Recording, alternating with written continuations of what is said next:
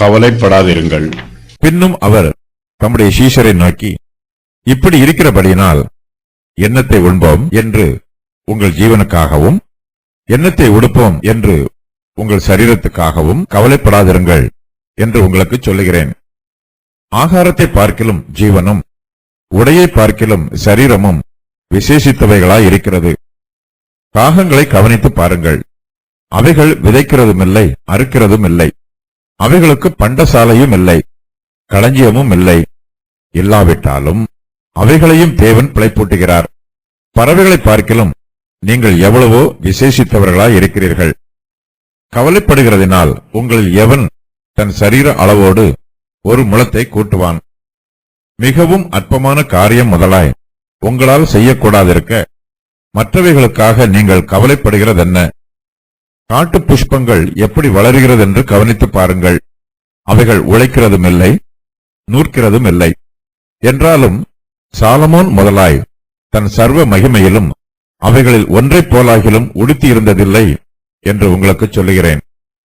இப்படி இருக்க அற்ப விசுவாசிகளே, இன்றைக்கு காட்டிலிருந்து நாளைக்கு அடுப்பிலே போடப்படுகிற புல்லுக்கு தேவன் இவ்விதமாய் உடுத்துவித்தால் உங்களுக்கு உடுத்துவிப்பது அதிக நிச்சயம் அல்லவா? ஆகையால் எண்ணத்தை உண்போம், எண்ணத்தை குடிப்போம் என்று நீங்கள் கேளாமலும் சந்தேகப்படாமலும் இருங்கள்.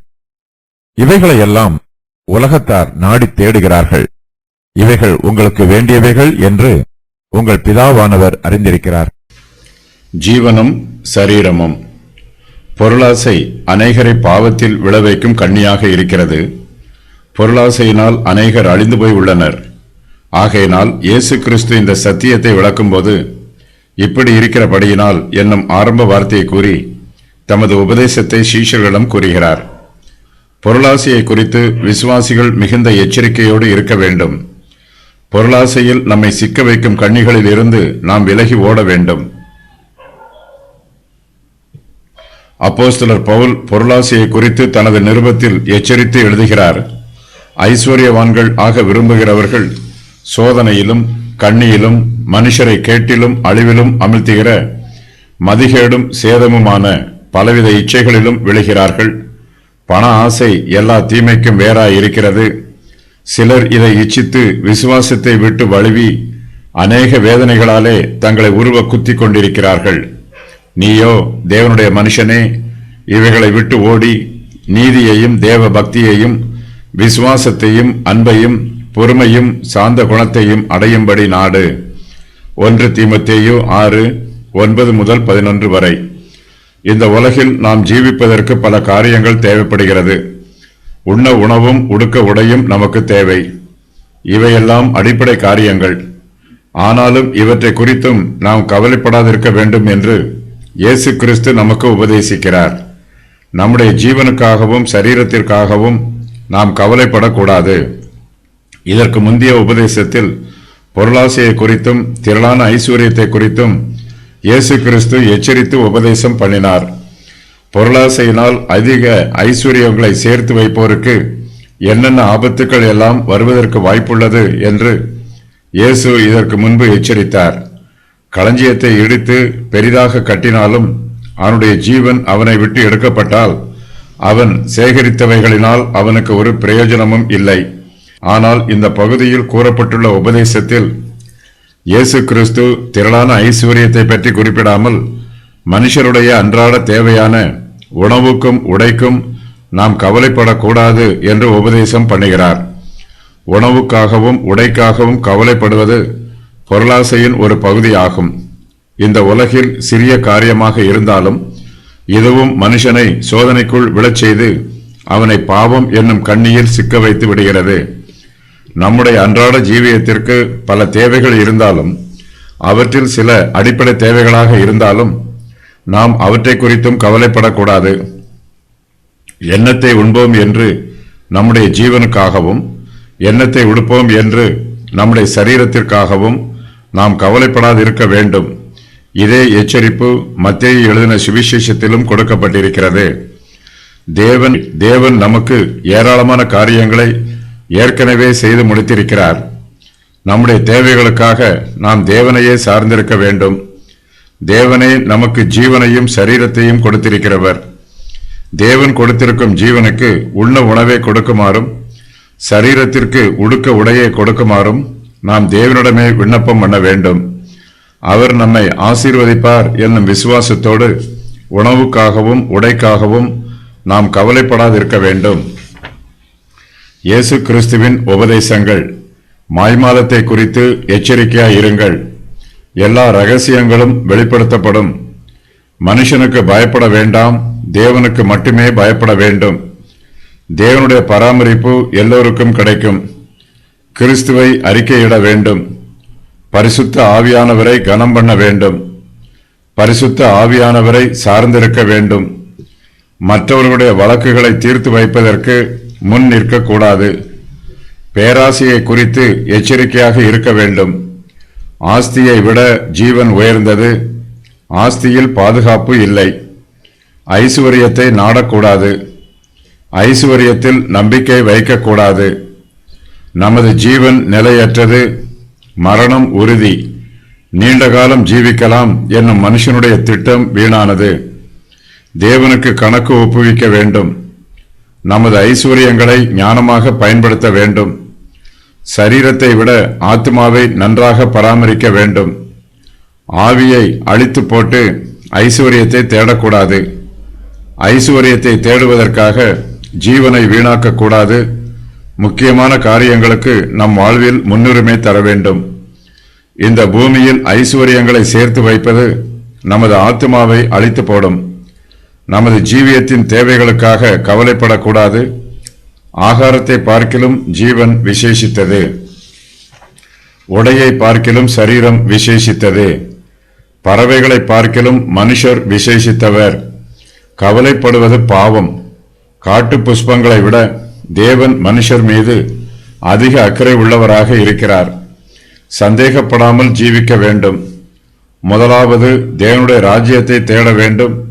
அப்போது உலக ஆசீர்வாதங்கள் நமக்கு கூட கொடுக்கப்படும்.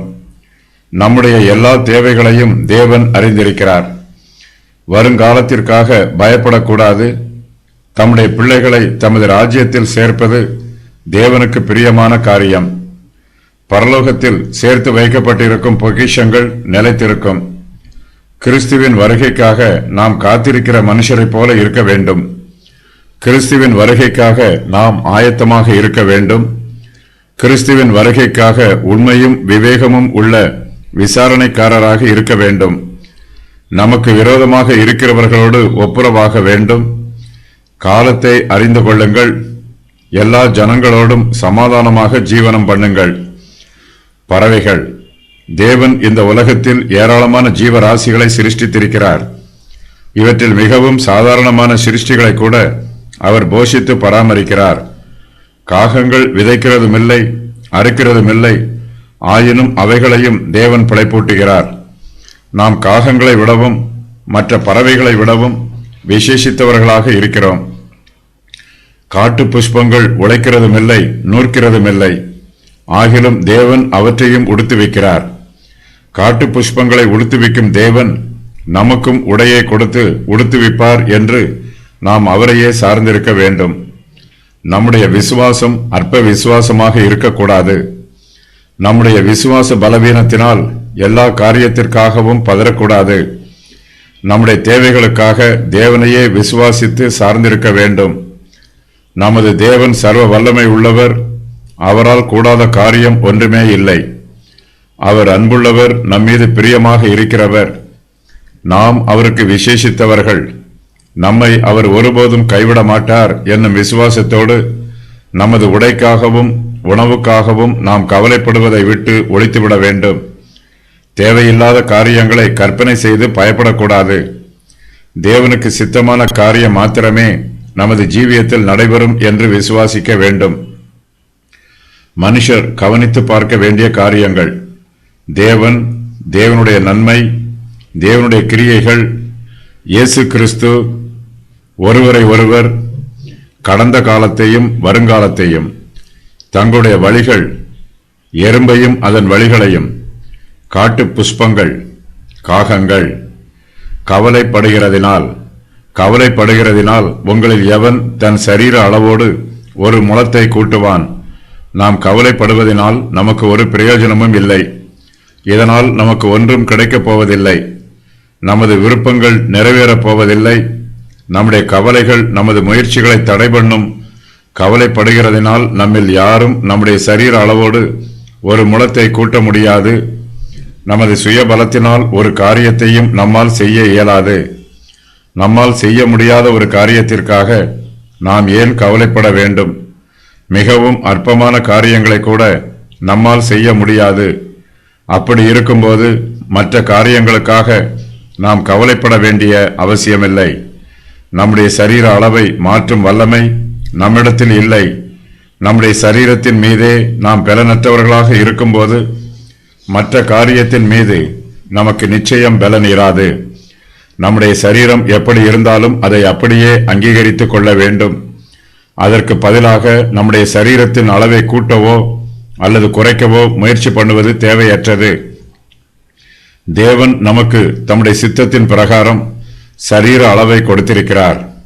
தேவன் தீர்மானம் பண்ணி கொடுத்திருப்பதை நாம் மாற்றுவதற்கு முயற்சி பண்ணக்கூடாது. தேவன் நமக்கு எதை கொடுத்திருக்கிறாரோ அதை நல்ல முறையில் பயன்படுத்த பயிற்சி பெற வேண்டும். இதை விடுத்துவிட்டு சரீரத்திற்காக கவலைப்படுவதனால் நமக்கு ஒரு பிரயோஜனமும் உண்டாகாது. கவலைப்படுகிறது என்ன? நாம் இந்த உலகத்தில் ஜீவிப்பதற்கு உலக பிரகாரமான சில காரியங்கள் நமக்கு தேவைப்படுகிறது. அவற்றில் சில அத்தியாவசியமான காரியங்கள் என்றாலும் கர்த்தருடைய பிள்ளைகள் அவற்றை பற்றி கூட கவலைப்படக்கூடாது. என்னத்தை உண்போம், என்னத்தை குடிப்போம் என்று நாம் கேளாமலும் சந்தேகப்படாமலும் இருக்க வேண்டும். நம்முடைய இருதயத்தை கவலையினாலும் சந்தேகத்தினாலும் நிரப்பக்கூடாது. இயேசு கிறிஸ்துவின் சீஷர்கள் போஜனத்தை தேடி அலைந்து கொண்டிருக்க கூடாது. அவற்றை நாடி போகக்கூடாது. அதற்கு பதிலாக தேவனிடம் தங்களுக்கு தேவையான அன்றன்றுள்ள ஆகாரத்தை தருமாறு விண்ணப்பம் பண்ணி அவருடைய சமூகத்தில் விசுவாசத்தோடு ஜீவிக்க வேண்டும். தேவனுடைய பிள்ளைகளுக்கு தெளிந்த சிந்தனை வேண்டும். இருமனம் உள்ளவன் தன் வழிகளில் எல்லாம் நிலை தடுமாறுவான். அவனுடைய மனம் அலைவாயும் காற்றில் அடித்துச் செல்லப்படும் சிறு தூசியைப் போல அவனுடைய மனது எல்லா இடத்திற்கும் அலைபாய்ந்து செல்லும். ஒவ்வொரு முறை காற்று அடிக்கும் போதும் சிறிய தூசிகள் அங்கும் இங்கும் பறந்து செல்வது போல இவனும் அங்கும் இங்கும் ஓடிக்கொண்டிருப்பான். ஓரிடத்தில் நிலைத்து நிற்க மாட்டான். தேவனுடைய பிள்ளைகளாகிய நாமோ கர்த்தரிடத்தில் விசுவாசம் வைத்து நிலைத்திருக்க வேண்டும். நம்முடைய விசுவாசம் நமக்கு ஆத்தும நங்கூரமாக இருக்கிறது. நம்முடைய இருதயத்தை தேவனுடைய சிந்தனைகளினால் நிரப்பிக்கொள்ள வேண்டும். நமக்கு என்ன நேரிடுமோ என்று பயப்படுவதற்கு பதிலாக நமக்கு எது நேர்ந்தாலும் அது கர்த்தரின் சித்தத்தின் பிரகாரமாகவே நேரிடும் என்று விசுவாசித்து அமைதியோடு இருக்க வேண்டும். ஒரு சில விசுவாசிகளுக்கு விசுவாசமும் இருக்கும், பயமும் இருக்கும். விசுவாச குறைவினால் பயம் வருகிறது. ஒரு சிலர் விசுவாசத்திற்கும் பயத்திற்கும் நடுவே போராடி கொண்டிருப்பார்கள். கர்த்தரை விசுவாசிக்கும் தேவனுடைய பிள்ளைகளுக்கு பயம் தேவையில்லை, விசுவாசமே தேவை. தேவனையும் அவருடைய நீதியையும் நாம் ஆர்வத்தோடு தேட வேண்டும். இதற்கே முக்கியத்துவம் தர வேண்டும். இதை தேடும்போது மற்றவைகளெல்லாம் நமக்கு கூட கொடுக்கப்படும். சந்தேகப்படுவது புறஜாதியாருடைய பழக்கம். அவர்கள் மாய வித்தைகளையும் அஞ்சனம் பார்க்குதலையும் குறி சொல்லுவதையும் சந்தேகத்தோட செய்வார்கள். தாங்கள் கூறியது நிறைவேறுமா நிறைவேறாதா என்னும் நிச்சயம் அவர்களிடத்தில் இராது. இவை பிசாசின் கிரியைகள். பிசாசு பொய் கூறும். தடை பண்ணப்பட்டிருக்கிற பழக்க வழக்கங்கள், மந்திர வித்தை, சூனியம், நாள் பார்த்தல், குறி சொல்லுதல், சூனியம், செத்தவர்களிடத்தில் குறி கேட்டல், மந்திரவாதம், சன்னதம் கூறுதல், ஜோசியம், ஜாதகம். கர்த்தரை நாம் விசுவாசிக்க வேண்டும். பரிசுத்த ஆவியானவருடைய ஆலோசனையை கேட்க வேண்டும்.